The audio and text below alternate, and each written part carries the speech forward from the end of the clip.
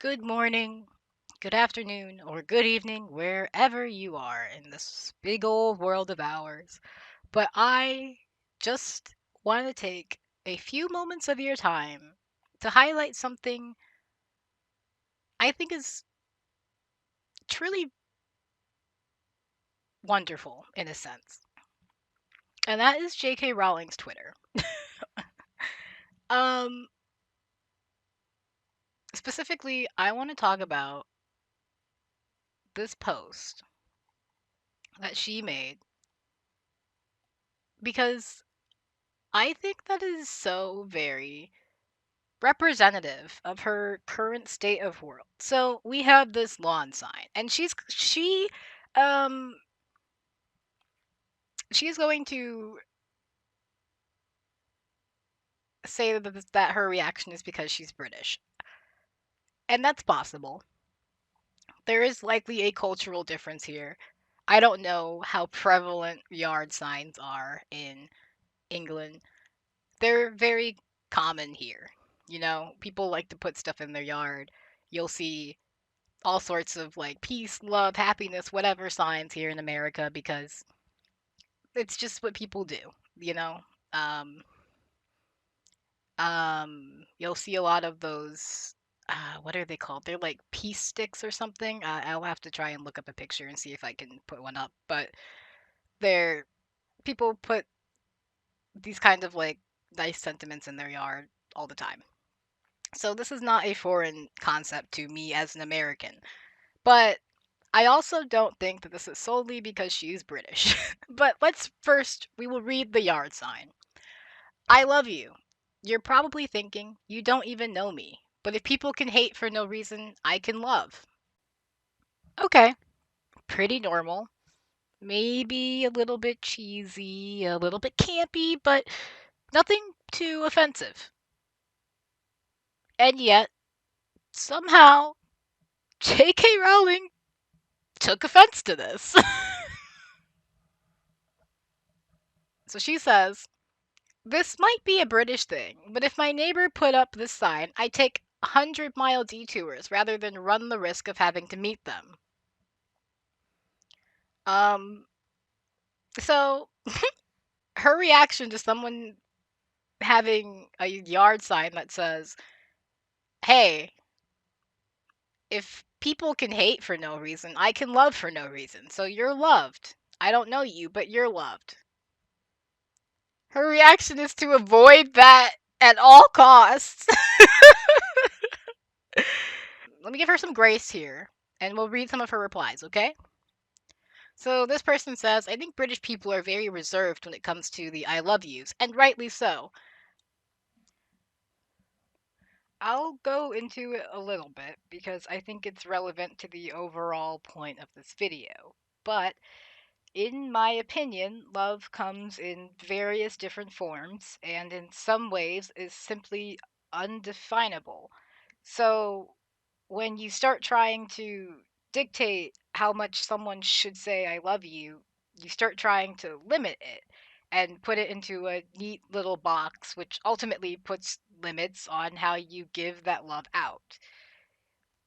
If you can recognize there are different types of love, then you can recognize how someone can have love in one way for their best friend, but love in another way for the neighbor they've never met.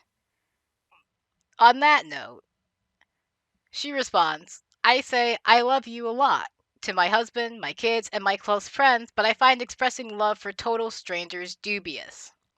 She's projecting. She's projecting her own experiences onto other people, and that's a little silly. J.K. Rowling does not seem to be able to understand a world where not only do people love someone that they do not know, but they don't hate them.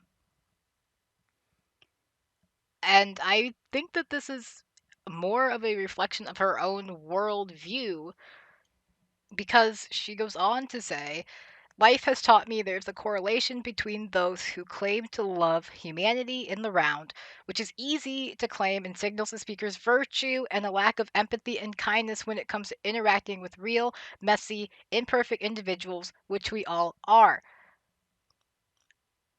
To her, if you say that you love someone, it can, like, love a stranger, it can only be coming from a place of virtue signaling and not from a place of genuine kindness.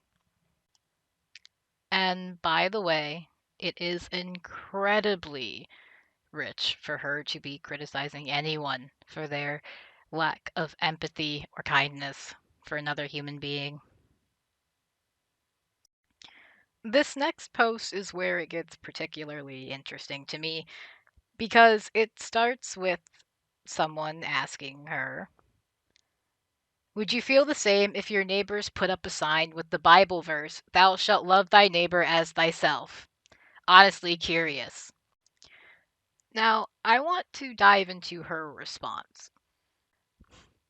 The reason the first sign is off putting to me is not because I don't believe we should treat others as we'd like to be treated ourselves, or that we should care about the well being of our fellow humans, strangers or not, because I strongly believe both of those things.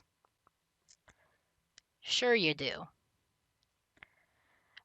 I'm creeped out by the sign because I think it signals narcissism and self congratulation. It's also a fairly obvious lie.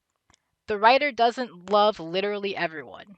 It's a hyperbolic expression of their own virtue that devalues and cheapens the word love. Skipping the second paragraph, it's on the screen, you can read it if you like. Third paragraph, many people think displaying platitudes about kindness is, in itself, kindness. It isn't. It's worthless when the deeds don't match the words, as they very often don't. Of course, I don't know whether the signposter's doing all kinds of marvelous things for other people, but my direct experience is that those who actually are very kind, who make a tangible difference in alleviating pain or supporting those suffering, tend not to devote a lot of time to putting up signs in the garden proclaiming how truly wonderful they are. A couple of points here before we go on to the final paragraph. I think it's very interesting that she brings up narcissism and says that putting up the sign is self congratulating. Let me remind you what started this entire post. What's led to this 4 paragraph response here. Someone put up a lawn sign. A lawn sign with 2 sentences at most on it. And this woman has been able to decide that the person who put it up is narcissistic, self congratulating, that they are doing this from a place of virtue signaling. And to me, that's just a lot of assumptions to make over a lawn sign. Now for the last paragraph. And I want people to just really listen to this one for me, okay? Since you ask, no, a biblical sign advising us to love our neighbors wouldn't have the same effect on me. I'd take it, rightly or wrongly, as an expression of faith and agreement with the statement, rather than an advertisement of the poster's own boundless love for humanity. There's a big difference between quoting Jesus and advertising the fact that you see yourself as something close to Christ-like. So here we have this woman who sees a lawn sign expressing just this general idea of love to people who read the sign, to their community, to their neighbor, to whatever. And her response is to accuse them of being narcissistic, self congratulating, of coming only from a place of virtue signaling, of not putting action behind their words. And yet, she would not have the same reaction if it were simply a Christian sign. And I think it's interesting that she even goes as far as to say that that the person thinks of themselves as Christ-like. Now, I made this video because I want to talk about why I think the sign really exists. On one hand, I do think it could be that this person does just express love to the person reading the sign, which would be people in their community, their neighbor, their family member coming over, for dinner or whatever, who just sees the sign. And I don't think that means that they love every single person in the whole world, but, they do love people and the people reading the sign who are not actually strangers because people in your community are not strangers. I do think that there is maybe another takeaway from this sign. And maybe, maybe now I'm the one who's reading too much into it, but I think that this sign also draws attention to how silly and how small and how inconsequential the reasons people have for their hatred can be. And ultimately, J.K. Rowling proves that point, even here. She proves it all the time in her hatred of trans people, but she really proves it here because she hates this sign. She hates it for small reasons, for silly reasons, for inconsequential reasons. And she's made all these sweeping judgments about the person who made the sign. She's called them narcissistic. She's said that they are virtue signaling. She's said they're self congratulating. And at the end of the day, the only thing we really know about the person who made the sign is that they are willing to express love for J.K. Rowling. Without knowing what J.K. Rowling had to say about them, or what her opinion about them was, they expressed love to her from the jump. And she responded with hate. And that's not surprising to me.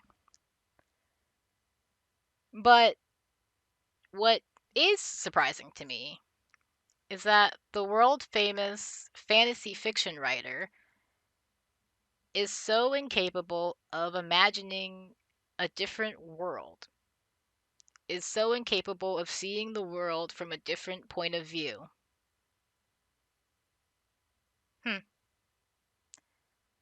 Well, um, on that note, good night.